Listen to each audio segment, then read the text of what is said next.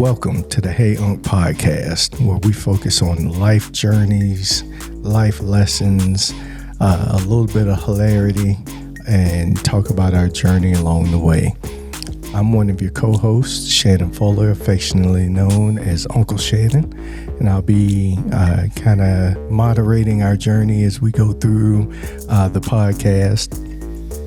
I'm joined by my brothers from another mother, Stuart McDay and Mark Atwater. Welcome, fellas. Welcome. Before we get started, Shannon, good to be here. Is there a reason why you're trying to sound like you Denzel Washington or somebody? This is my normal speaking voice. Okay. What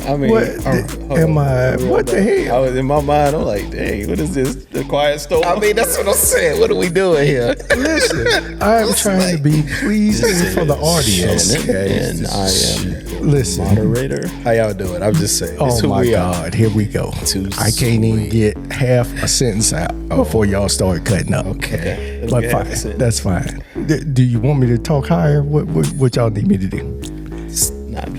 Just keep going. Okay. Just do what you do. So, oh, my bad. So in this first episode, we're really going to talk about those life choices. You know, when you have pathways in life and you got to choose to go left, you got to choose to go right. How do you make those decisions, and what does that set the table for everything else that comes after? So we're going to talk about one of the pivotal moments that happened in our life, that time we didn't go to Atlanta. So as we get into this conversation, please feel free to contact us on all our social medias, engage with the podcast. We appreciate your feedback as we go forward. This is a new venture for us. So we hope it's entertaining. We hope you see yourself in this podcast and see your tribe in the podcast as we move through. So with that, welcome to the Hey Unc Podcast. Here, here. Here, here. Whoop, whoop. Quiet Storm. Oh, my bad. Thank you, Mark. Okay. So to get this jumped off, we called it the Hey Unc Podcast because along our journey, we are all girl dads, and we end up picking up boyfriends and friends and all of that along the way, and people that don't have that favorite uncle that they can go talk to and engage with. So we end up being those surrogate uncles. So we thought, hey, maybe it's more people out there that could use these types of conversations and this type of engagement for those that don't have that resource. So as we get into this, Stu, in our group, what kind of uncle are you? What uncle are you? Well, coming, as it started, well, obviously when we first got together, it was no unc because none of us had kids. We met at a very young age. But since being introduced to your kids and being able to sort of help shepherd them along the way, I guess I'm more of an enforcer unc.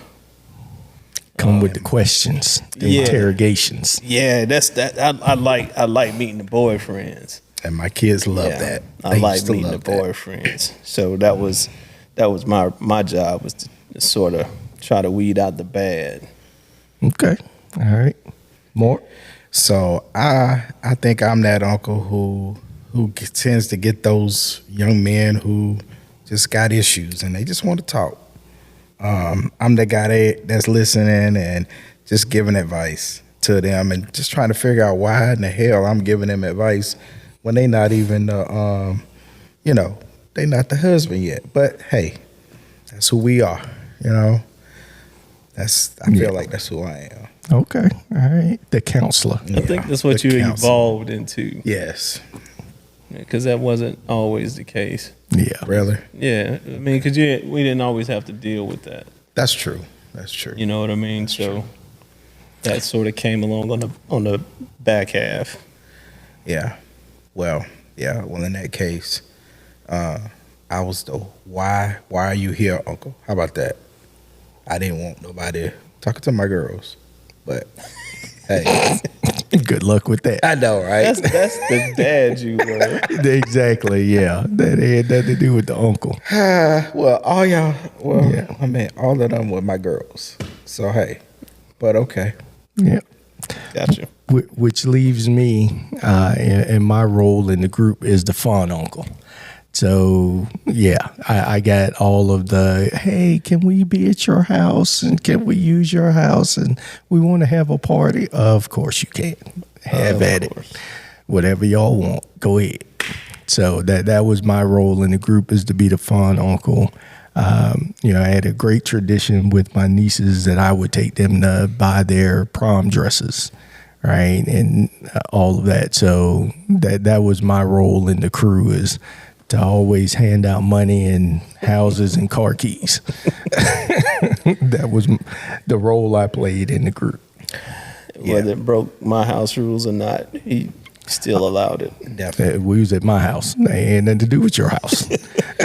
And to kind of put this into context too, I do have a son, but he is considered to be, I guess, all of ours, since he's the only boy. He's the only one. Yeah, and I think he profited more from Uncle Shannon than anybody else did. Oh, there ain't no question. That's another discussion for another day. Oh, we definitely gonna have to get into that, because you talking about being violated. kids. Yeah, we will get into that in a future episode. All right, but one of the things we wanted to make sure we did in this first episode is to give you all a glimpse of kind of how we became the tribe that we are, and that important role that plays in all of our lives. So with Mark kind of being the center point of how we all came together, why don't you explain it to the people? All right. So I'll try to do that as quickly as I can. So Shannon and I, we were in high school together. We started hanging out our 11th grade year, and we had a blast. We got into a lot of different things. Nevertheless, our friendship evolved. Excuse me. Like what? Yeah. So Shannon, like he said, he had all the houses, and he was able to get cars and so forth. And I was the guy who was along for the ride to say, hey, let's do it. He'd be like, oh, okay, I'm gonna make it happen. That kind of guy. And we were like Batman and Robin, right. From that point on. Yeah, so when I was coming up, I come from a very big family, and a very, I would say, open, kind of liberal family. So very liberal. Yeah, when we always had someone's house. We 16-year-old driving Jaguars and Porsches and Corvettes and Mercedes and all these things and all these houses, big houses up on the hill. My uncles owned the compound. So yeah, we always had resources. I will say it like that. And I don't know what my family was thinking half the time. I'm 16 years old. They all go to the beach every Labor Day, the week of Labor Day every year, which for us was like the first or second week of school. And they left me there by myself. And I had access to everyone's house, everyone's car. And yeah, it used to be epic. Why do you make neglect sound so good? It was borderline child abuse. It was the best, but time. It was the best child abuse possible. Yes. I cannot express how much fun we had. And for myself, growing up my mother remarried, and I gained some brothers, but it wasn't nothing to compare to my guy right here. I mean, we was thick as thieves, and it got to the point where my mother would just get pissed off and be like, you got one more weekend to leave here on a Friday, and I don't see you again to Sunday night. Because it wasn't my fault. It was all his fault. But nevertheless, I digress from that perspective. So, as I was saying, that was him. That was Shannon and I's journey, and then as I transitioned to college, I went to the wonderful Johnson C. Smith University here in Charlotte, North Carolina, and I had an opportunity to meet this young man over here, Stuart McDay. We had a little rocky beginning, but we worked it out.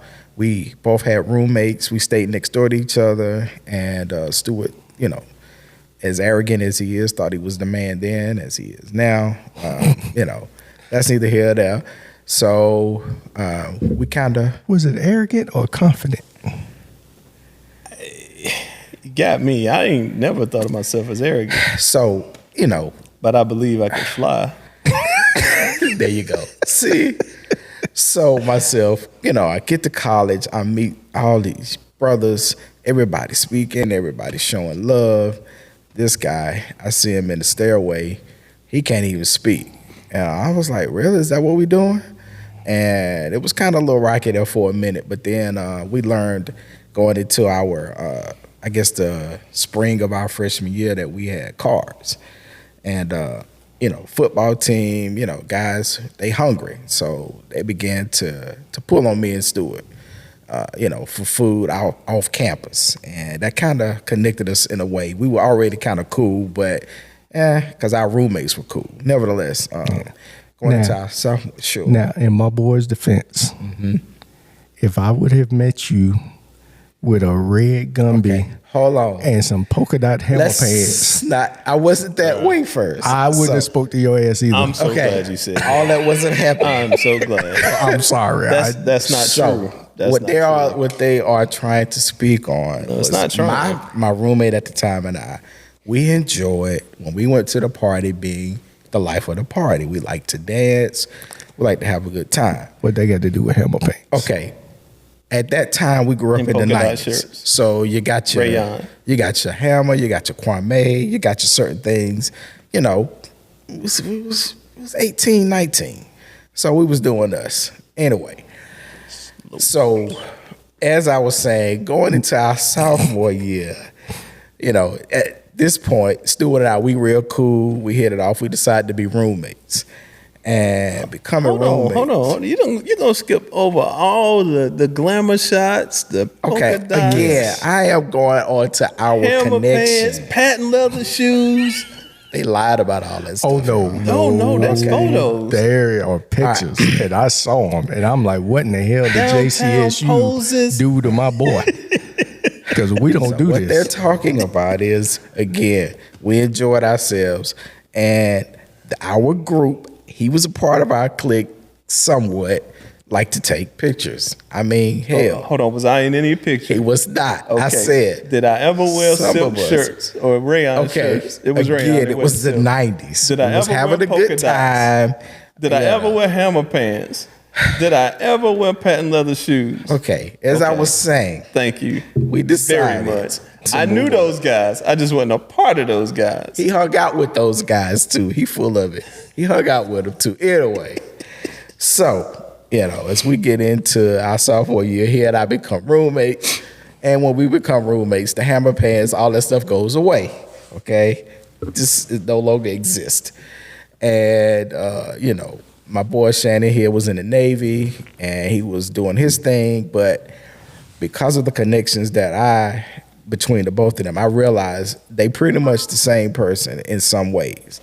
And I was like, once they meet, I know we're gonna be on one. And that's kind of how we became who we are in that regard. Because Shannon would come down, being in the Navy, he got some money. College students don't have no money.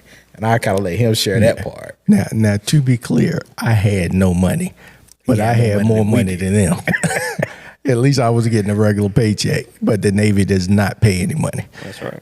But I would come down when I had the weekend off and hang out with them, and that really became my whole college experience. Because by the time I went to college, I was older than everybody else, and I wasn't living in a dorm or any of that. So I kind of lived vicariously through them, and they drank vicariously through me. But vicariously. It was literally. That's one thing I did a lot of in college. In college, Have a beverage or two. 3 or college. 4 or And case then, or 2. hold on, but this is the thing about my your bad. boys. You know, you befriend people, you take them in, and then you got rules of the crib or the dorm room, I would say. You know, anybody who ever went to school know how it is. You can sleep in my bed, but sleep by yourself. Cause you know, I go away for a weekend. I trust my boys. They post up in my spot. You know, I want to come back and lay down. You know, put my hands and be comfortable. And Come to find out, okay, good old Uncle Sam's boy Listen. Does it at least help? partaking wickedness Does it at least in help? my bed. Does it at I least come help back that like the the sex Three was Bears. really good? Somebody's been sleeping in my bed.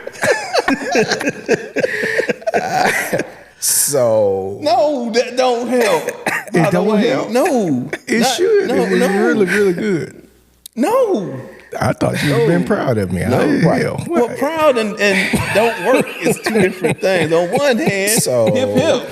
on that Yeah. situation, yeah, you know, Then the guardian. so on that situation, He told and me I could. We had Then some the friends. guardian. We had some friends.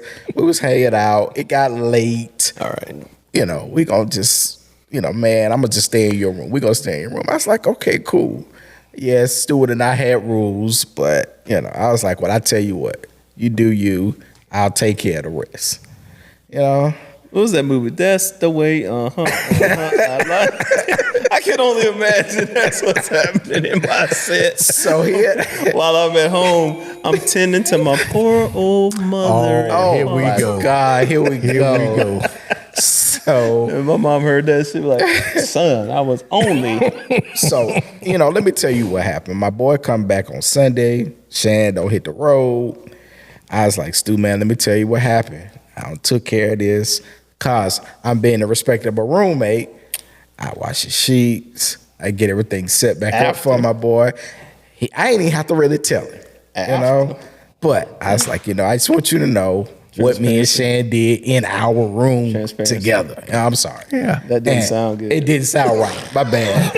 And Yeah. what we did with We other didn't women, do nothing. we didn't do nothing. Sorry, that came out wrong. Let's be clear. I'm sorry. This was back in the day, y'all. So Let's be you know, clear. that happened. I let my boy know. He said he was cool. He didn't like it, but he appreciated me taking care of everything. Yeah.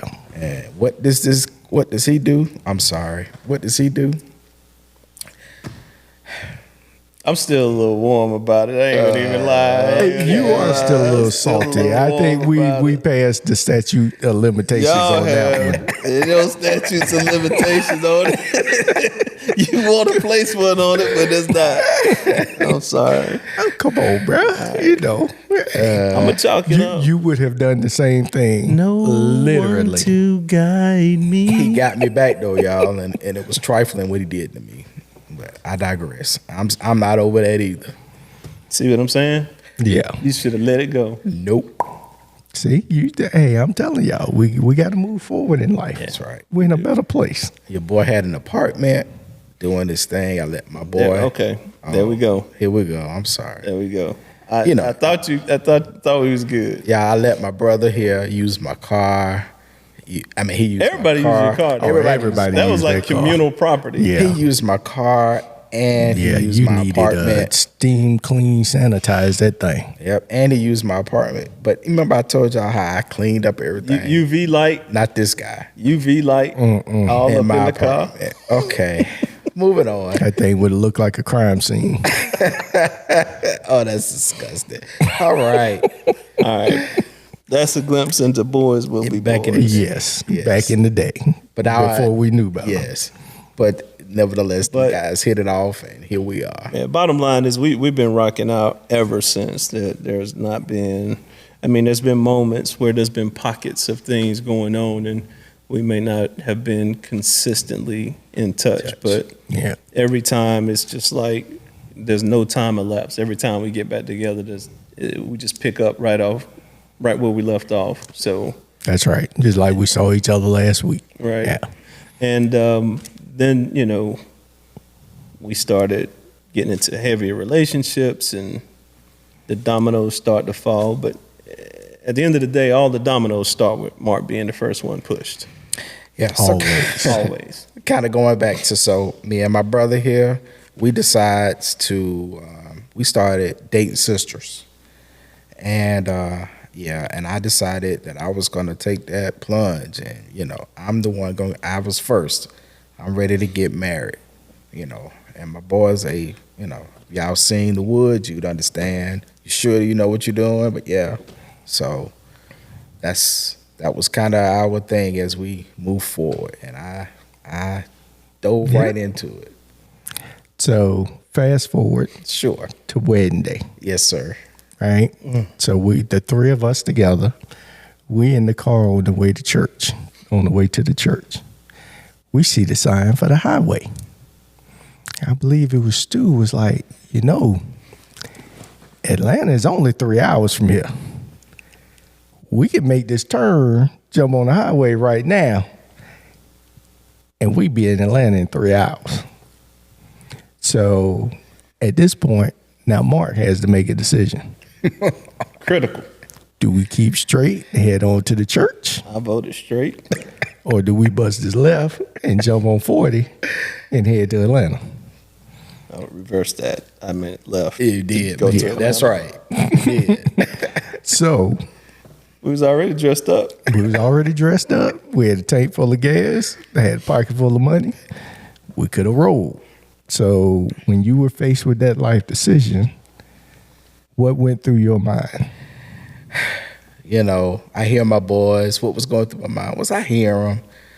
What in the hell? But I was like, you know what? I love my baby. I love my baby. And yeah, I did. I can't. I love my baby. And we going to keep straight because I don't know what's going to happen if we don't. Oh, yeah. Our names would have been mud because, his date at the time, which is now his wife, she was already at the church. So he would have left her high and dry. They came in from Asheville. So he would have left her there. Yeah. My current wife would have never spoke to me again. Not one. I don't even know what Gilda would have done, which is Mark's mom. Right. And Gilda don't play. So, when you're faced with, a fork in the road, you have to weigh, because that fork, had we made another decision, Yeah. our entire lives would have been different. Completely. Everything would have been different. So, when you think about those pivotal moments in your life, we could have made another decision. Would life have been better? Would it have been worse? Who knows, right? But we would not have ended up where we are, Right? Because that decision would have forced every other decision we made after that, right? Yeah.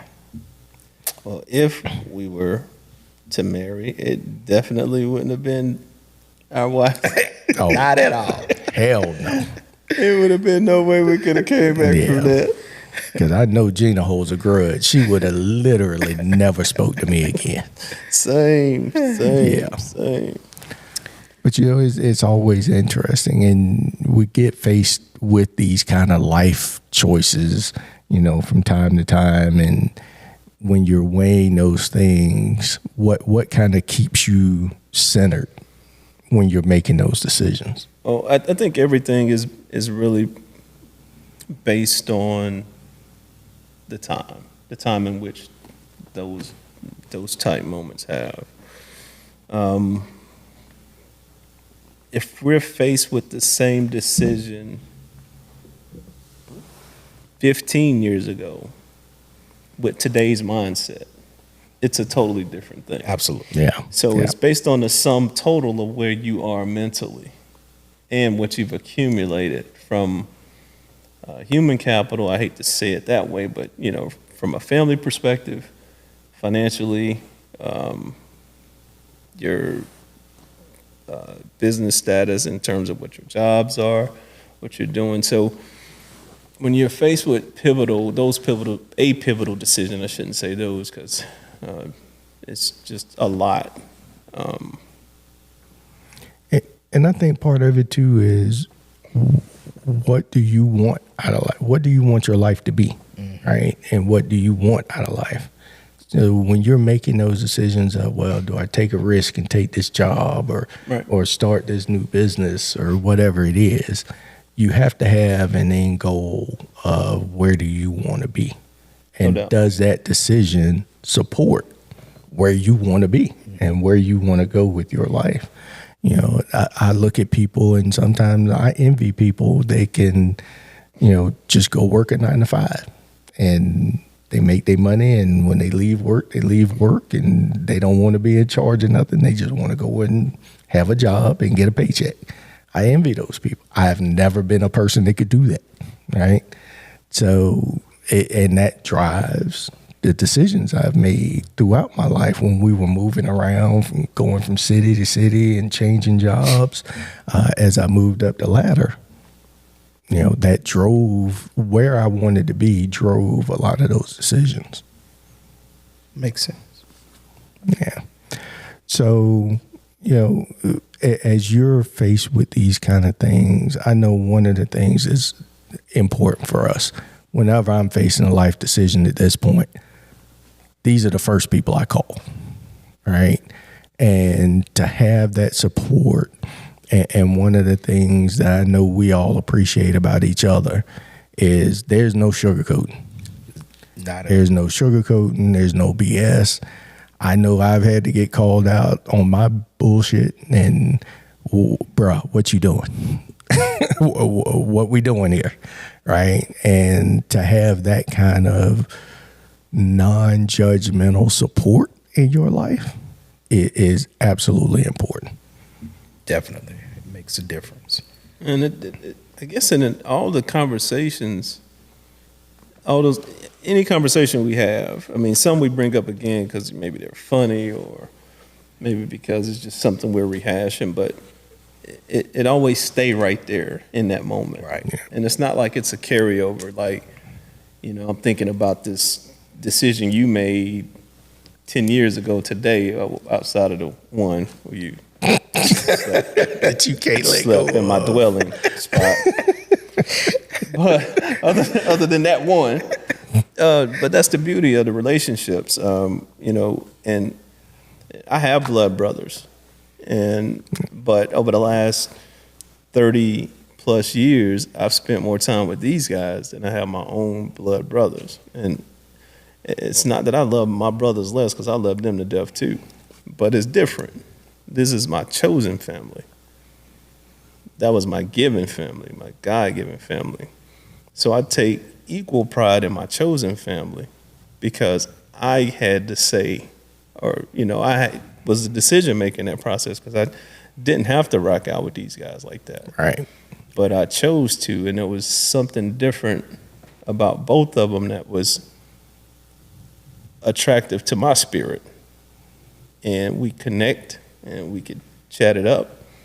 And it's always been genuine, authentic conversations. And a super, mega, ultra trust factor, which I think that's probably the glue that binds, is the trust. Yeah. Absolutely. Yeah, we all know, as Stu always says, if I put it in the vault, it's going to stay in the vault until it gets held against me. But that'll just be the three of us. That wasn't a vault. That wasn't in lockdown. So, as we go through the podcast, we want to make sure we're highlighting certain things. And one of the kind of standing things we want to do, because my boy always comes to us with these questions out of left field. So now we're going to a segment of the podcast that we call Stu's Question of the Week. Get ready, y'all. We have no idea what this question is. We don't know what the topic is or anything else. So you are hearing it when we hear it. All right, hit us. All right, so in the spirit of the conversation,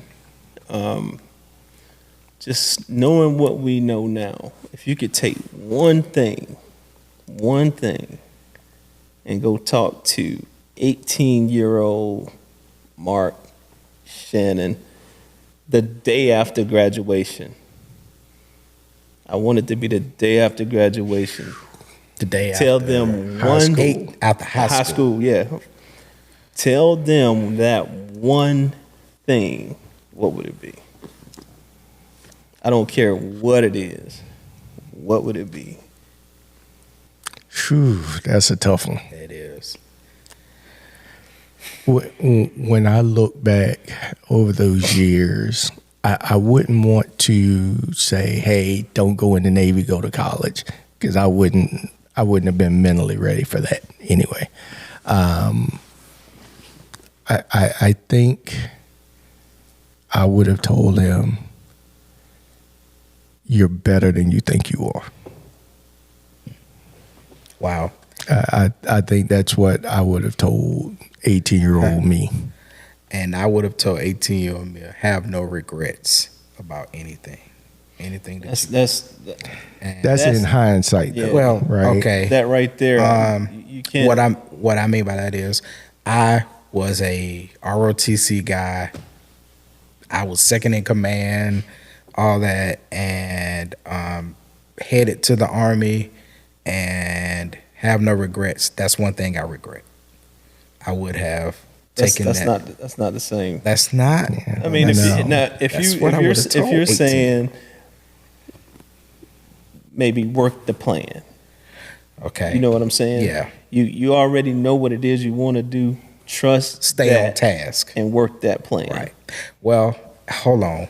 I would say that, but I think I would have modified it and understanding doing my homework, because I probably would have went to the reserves, because I don't want to ever change my. Yeah, because had you not gone to Had Smith, I not gone to Smith, we wouldn't be here right now. Yeah, so I'm not by no means trying to change that, but I did look into the reserves, and I just didn't do it, and I just would have told myself, don't. So, So that's one of those things. It's funny how life works out, though, because you got to remember the times. Had you gone into the reserves, I'd have went straight to Iraq. you would have went to Desert Storm. I would have went to Desert. I know. Yeah, and which means you wouldn't have had a sophomore year of college, Okay. right? Yeah. So that's that. Those are those things, right? The Yeah. life decisions. Life and decisions. But you made you know one. what? And to the point though, if it's that important to you even now, and that's what you want to tell your 18-year-old self the day after graduation, then so be it. Yeah. Yeah. I would have said that. Now, and I guess, I mean, you're making me rethink Because it's going to come with a sacrifice. It is going to come with Yes. sacrifice. regardless. Yeah, Something because about now will be different as a it result of would that be decision. Yeah. And who's to say it would? I lost Not a better, really not worse. yeah. It's I lost a really good friend in Desert Storm. Yeah. And he and I were trying to do some of the same things out of high school. So Would you be here? would I be here? Would you be here? Yeah. And for me, a similar situation. My physics 2 professor at A&T, had I had a teacher like that in high school, I would have gone straight to college, right? His style was so engaging and matched my energy. I never had that before. I was always the smartest kid in the class and all that, but I hated school because why are we talking about this again? This is boring. But had somebody like that, then yeah, I would have been like you and made completely different decisions. What about you? What would you have told 18-year-olds to other than keep it in his pants? Hey, sometimes I still wish I could have told him that. Save yourself a whole lot of aggravation. But you know what? You saying that jokingly, and that's really what I would tell him. Not so much that, but it's plenty of time for that. Right. Stay focused. Stay focused. Yeah. That's big. Yeah. Stay focused. because I allowed that to deter me or take me off task so many times when I was much younger, and I wasted a lot of time. So yeah, it would have been stay focused. We had really great times in college, but yes, there was a lot of wasted moments, to your point. But I think a lot of lessons was learned in those wasted moments too, you know? It's true, but some of them didn't amount. No, not at all. There was no long-term benefit. I mean, it's a ha. Yeah. But, we still could have found those things doing the work too. Yeah. I don't know. You always, as you're looking back on these things and you wonder, I try not to be a what if person, but you do. You wonder sometimes, what if I had done X? What if I would have done Y? And, it's always an interesting exercise to do those things, but I'm pretty damn happy with where we are. Yeah, that's right. Right. And how things have worked out for all of us and for our tribe. So yeah, it's always fun to go down memory lane and do these hypotheticals and wonder how different things would have been. Right. And I think that the foundation of the question really is for someone who might listen to us and say, younger, because I hope it's a broader audience that might want to tune in and say, okay, I got uncles. They may not be a person our age that see themselves in us, but someone to say, oh, I got uncles like that. Or I got an uncle like him, or whatever the case may be. But to take that little kernel of wisdom and understand that, we're speaking from a place of, net results. We see the results. We know what that's like. Having done that. But if I could have did it a little different, would I be this much closer to my goal today? Not trying to leave everything by the wayside that I have, but could I have all that and still be that much closer? Could I be retired right now instead of still working? So that's the genesis of it for me. Yeah. Bro, I tell you one thing I do regret. Not buying all them houses around JCSU back in the day. It's crazy. $12,000. $12,000. $12,000. And now they going for how much? $600-700? On the low. Yeah. On the low side. Some of them are over $1 million now. $12,000. Of course, the lot's been scraped and of course, new but structures, still. But they're lot premiums, and that's crazy. Yeah. And for all those who are out there looking for real estate, I know a really good agent who can help you with that in the greater Charlotte area and the upstate South Carolina. That's an awesome job. Shameless plug for Stuart Midday. Absolutely. Your friendly neighborhood realtor. All right. So shifting gears a little bit, the next segment that we're going to have every week, our brother Mark here is the philosopher of the group, right? He always comes with the deeper meaning and have these thought-provoking statements and always looking for the deeper. So we want to give him some time to talk through different topics every week. So with that, we're going to shift over to Mark's philosophy.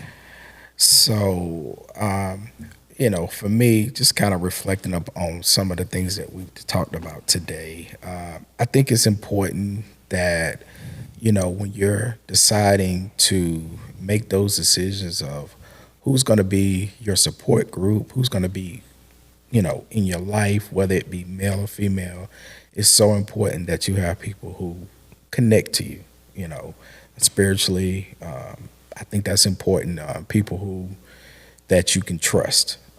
And it's important to have a foundation like that in your life because, that leads me up to one of the things that we're going to talk about today, which is what happened in my life. Can I go on into that? Yeah. So as we were beginning to have that conversation about me getting married and so forth, my wife, I lost my wife this past year. in November, and due to cancer. She battled for 7.5 years, and without my tribe, my base here, I don't know what I would have done. And I think it's important that you have people in your life who, you can go to, who you can confide in, who's going to be there no matter what you say, what you think, and they, sometimes it's just a call. Hey man, what's going on? Hey, let's go play golf. Hey, let's do this. And it's just, sometimes it's just enough, to make your day. So I just think it's important that you examine yourself and look at that, and realize sometimes, you want to be somebody that people want to be around. I think that's important. If everybody ain't around you, it ain't always them. Sometimes it's you. That is for sure. I like that. Yeah. And I know for me, I'm still processing, right, through the loss of our sister Tammy. And, I find myself still to this day having conversations with her, right? It's the little stupid stuff. I'll see a little corny joke on the internet and know how much she loved those little corny jokes. But they're as you're processing through your grief, there's no one solution that's going to get you through it, right? Everybody's different. But bottling it up, I can tell you, is not the way, right? You're never going to be able to process, and, Tammy will never be forgotten, and she's going to be a hole in our group until the day we all pass. But you have to find a way to work through your grief and get to the other side, so it doesn't become this hole in your heart that is never filled. Yeah. And to your point, having a support system around you, having people that you could depend on, can help you get through that. It's not the only way. Right. I'm a strong believer in going to counseling, Yeah. and getting the help you need. So that could be another path. Right. But, sitting back, smoking a cigar and having a drink, that's a form of counseling for me. And sitting there talking trash with you guys. So, and I'm sorry, it's like you were saying, it's day to day. I mean, when you lose practically your best friend, for somebody who's lost a spouse, it's I don't even know how to explain it to you. You sleeping alone, you're making decisions alone. You doing things that you're sometimes not prepared for. And, some ways I kind of was, but at the same time, it's a day-to-day process. That grief, it sneak up on you. It could be a song. It can be the way it look outside. It can be anything, and just roll with it, like Shannon was saying. So I think counseling is a very big thing to do, So how you doing, Stu? I figured, I shouldn't say I figured it out, but I understand how to better cope. And it turned from a sorrow kind of deal because she's not physically here to just being okay with knowing she's better off, especially in the last moments. Yeah. So I found a peace about it, but I don't want to forget nothing. So I always replay stuff in my head because I want to keep her fresh and I want to keep her relevant. Yeah. And I don't ever want to feel like she's not a part of what we're doing. So I intentionally think about her, and I always go to, you guys know my lifelong favorite moment is we solve world problems on the steps. That's right. So whenever I think about stuff, and sometimes it's she, low key getting on me about something that she think I might have done. But it doesn't matter. I always knew or know that I just take it to the steps. Yeah. And I'll say this last thing. It's such a blessing to have this kind of conversation because I tell you, for me, I was fortunate. Like some people aren't, but I was fortunate. My wife told me thank you for the way that I took care of her in her days. So I got a chance to just have some really, really personal conversations with her that allows me to move, to move forth, and that keeps me going. So would it be safe to say she basically gave you her blessings to live your life? Yeah. And would you consider that a sort of freedom, and not freedom from being? Yeah. Because let me explain what I say when I say that. Okay. What I mean when I say that. The freedom of being able to go out and do stuff and not feel like you're dampening or harming the relationship to some degree. Even though so we're not privy to those conversations, right? But the fact that you had them and she gave you her blessings to live your life, you should be, I would think that, it's, even though when you're ready, it may not be today, right. And that's fine. But when you decide, okay, I'm going to carry you with me instead of carrying you on my back, because you've done that part. Yeah. So now you can just carry her with you, right. But be okay with living your life at some point when you're ready.